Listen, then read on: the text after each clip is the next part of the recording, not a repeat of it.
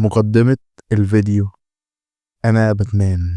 سكور فين ذا باتمان مات ريفز. تن تن تن تن تن تن تن تن تن تن تن. لا خلاص. باتمان أكتر شخصية مشهورة في عالم دي سي، وأكتر شخصية مبيعا في عالم دي سي، أكتر شخصية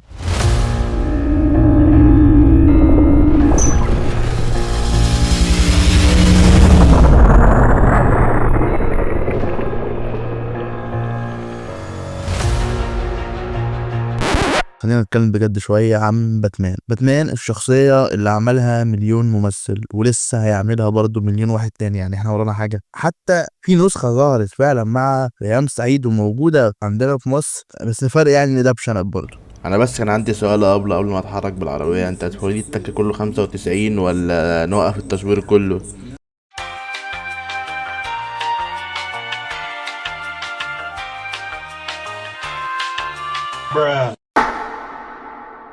ايه اللي يخلي شخصية زي دي مشهورة بالشكل ده؟ اصل يعني مش اي حد لابس قناع وعباية سودا يبقى باتمان.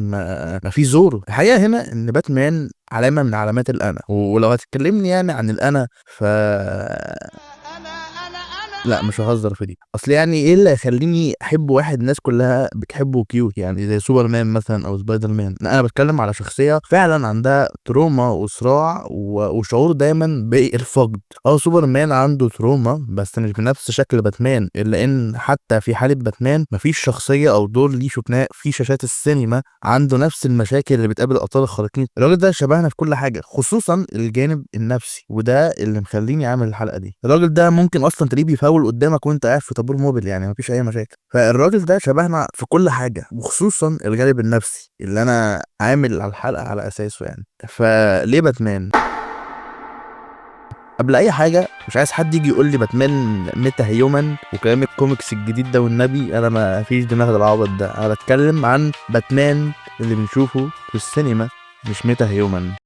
وخليني اول حاجه اتكلم عن الاركتايب او الشخصيه بتاعه باتمان، او الثيمه اللي بنشوفها في الشخصيه والرمزيه اللي بتنبع منه، هي السوداويه والظلاميه، وهي دي الصوره الممثله فينا في الجانب المظلم بتاعنا. انا عارف ان هو الكلام مجعلص شويه، بس انا عايز اشرح شويه في الحته دي. يعني انا بتكلم من الجانب المظلم برضو مش شرط يكون جانب شيطاني، ممكن يكون جانب مستخبي جدا في حياتنا ما بيوصلهوش النور، لان باتمان نفسه مش بيشوف النور من كتر العزله والوحده اللي عايش فيها. دي الرمزيه اللي باتمان طول الوقت بيوصلها لينا او بتوصل لنا بصوره غير مباشره. والمهم برضو ان باتمان صورته الحقيقيه محدش يعرف مهما الزمته الظروف على ده. الصوره اللي العالم الخارجي يعرفها لباتمان هي صوره بيستخدمها عشان يخوف بيها الناس، عشان محدش يعرف حياته القاسيه او الحقيقيه عامله ازاي. ومن خلال الصوره دي بيعكس بيها الطريقه اللي عايز يشوف الناس عايشاها من غير ما حد يتعرض لحياه مأساويه او موقف زي اللي عدى بيه وهو صغير. وده برضو بينعكس علينا كبني ادمين بشكل ما او باخر في الحاجه اللي احنا دايما بنحاول نقدمها للناس اللي حوالينا والناس اللي بنحبهم، بعيدا عن اي سبب نمطي محتمل عن قد ايه احنا بنحب الابطال الخارقين وقد ايه وقد ايه وقد ايه. بس احنا عمرنا ما حبينا باتمان عشان هو بطل خارق بالشكل المعروف عنه. هو البطل الخارق الوحيد اللي ما عندوش اي قوه خارقه، والعامل المؤثر في شخصيه باتمان هو انه واحد لو رميته في اوضه فيها كل انواع المجرمين والناس اللي بتطير تقرا افكار و يكونوا هم اللي خايفين منه مش العكس. Hello,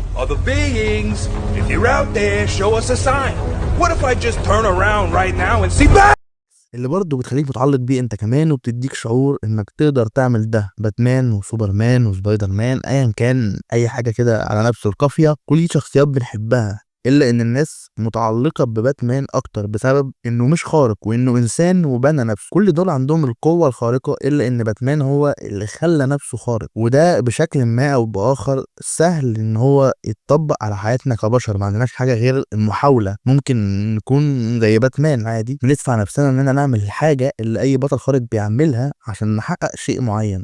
الاركتايب اللي اتكلمنا عليه من شويه ده هو شيء بياخدنا لجانب انساني، مش بس عشان باتمان انسان، ولكن عشان هو ده الشيء الوحيد مش الشيء الوحيد قوي برضو، بس ده الشيء بيخلي الناس تتعلق بالشخصية أكتر أو بأي شخصية خارقة، هو مدى اقتناعه بإنسانيته. الجانب المظلم ده وارد نشوفه في مجتمعنا وفي حياتنا. طيب بقى حد يجي يقول لي طب ما في واحد كده اللي هو لابس خوذة حمرا ده تمام وبتاع عنده نفس الحاجات دي ومش قوة خارقة وبتاع. انت قصدك كده تقول ان ده زي ايرون مان؟ حلو حلو، خلينا نعمل مقارنة بسيطة ونقول ان حتى هنا المقاييس والثوابت مختلفة. فباتمان رغم ان هو متطور وانه ناجح، ولكن احنا كمتفرجين ما بنشوفش الجانب النفسي ده بيتطور مع الشخصية. لو جينا بصينا على الاركتايب بتاع شخصية باتمان هنلاقي ان هو مبني على مليون حاجة اكيد، ولكن الجوانب الظاهرة جدا لينا هي العزلة والوحدة وحاجات كلها نفسية ما بتتغيرش على مدار تغير الممثلين او الشخصيات. على العكس في عالم مارفل لما نيجي نبص على الراجل ابو خوذة حمراء ده، احنا مش محتاجين نقول لو احنا حبينا نقارن عالم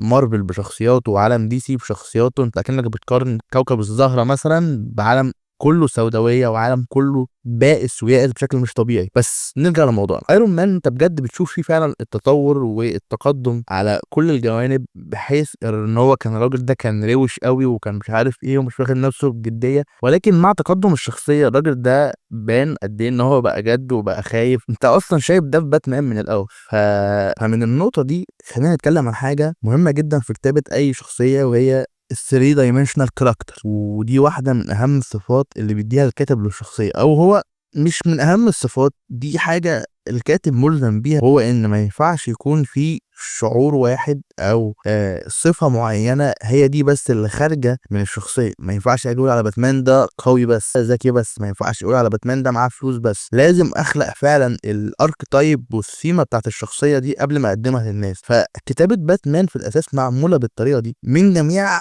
مداركك الفكريه والحسيه بتلاقي انك شبهه. انت الراجل ده قوي ودايما بيواجه خوفه، وده طبعا شبهنا جدا. الصراعات اللي باتمان بيعيشها بتكون دايما حاجات بتخليه يواجه عيوبه ونقط ضعفه، وده لو ركزت في حياتك وقربت شويه كده من غير ما تتجاهل مشاكلك هتلاقيه قريب جدا من مشاكلك اللي انت ممكن تكون بتعديها مره ولا مرتين في كل يوم. برضه من الحاجات اللي بتخلينا بنشوفه زينا ان هو ضعيف، وهو عنده لحظات انهيار، بس هو بيخاطر بده عشان يحقق شيء معين، وده اقرب صوره للانسان. انت لو ما خاطرتش انت هتهلك. او مش هتهلك، بس يعني لازم يبقى عندك جزئيه من التخلي عن حاجه معينه، او تتشجع، او انك تبقى شجاع، او ايا كان هتعمل ايه في حياتك. فاحنا قادرين نريليت ليه عن اي شخصيه تانية، سواء بتطير او بتطلع شبك او بتختفي او كل ده بجد ولا حاجه قدام شخصيه باتمان. فانا باتمان.